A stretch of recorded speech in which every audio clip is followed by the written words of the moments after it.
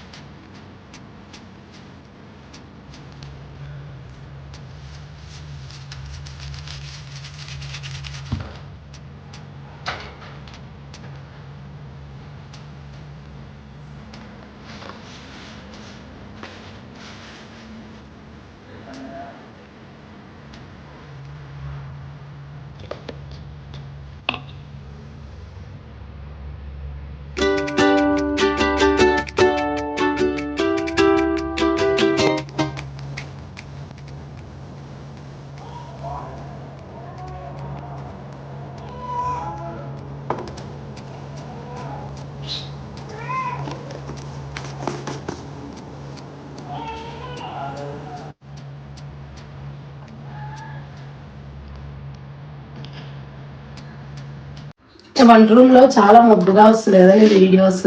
నేను కొద్దిగా పెద్ద బల్బ్ అయితే పెట్టించుకున్నాను, మీకు చూపిస్తాను చూడండి. అనమాట పెద్దది బల్బు నేను అక్కడ పెట్టించుకున్నాను. ఈ బల్బు నాకు కొద్దిగా వంట రూమ్ లో చాలా ముబ్బుగా వస్తున్నాయి వీడియోస్, పెద్ద క్లారిటీ లేవని నేను అదైతే అక్కడ పెట్టించుకున్నాను.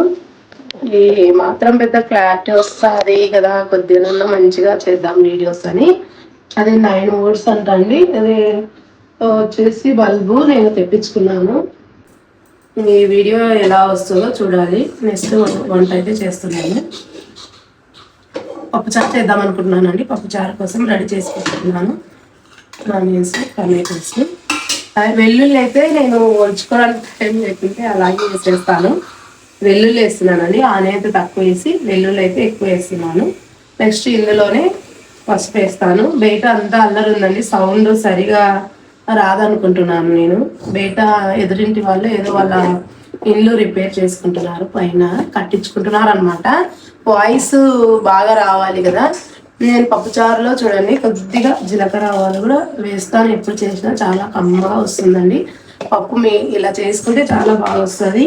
ఇంకో విషయం నేను మీతో షేర్ చేసుకోవాలనుకుంటున్నాను. మేమైతే కొద్దిగా ప్రాబ్లమ్స్లో ఉన్నామండి.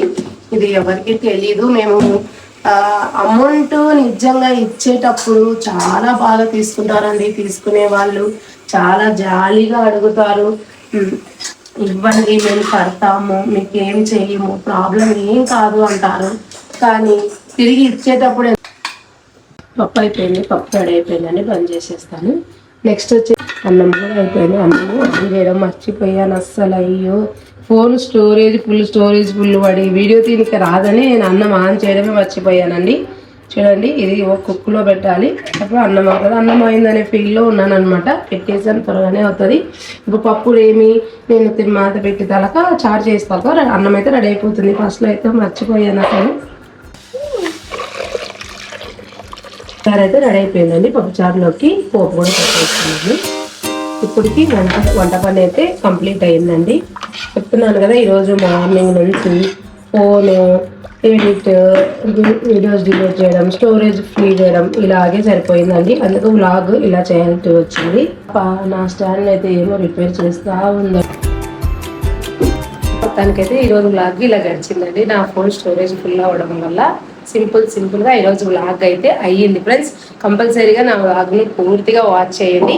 ఎలా ఉందో మీరు కామెంట్ చేయండి. నచ్చితే సబ్స్క్రైబ్ చేయకుండా అస్సలు వీడియోను స్కిప్ చేయొద్దు. ఈరోజు వ్లాగ్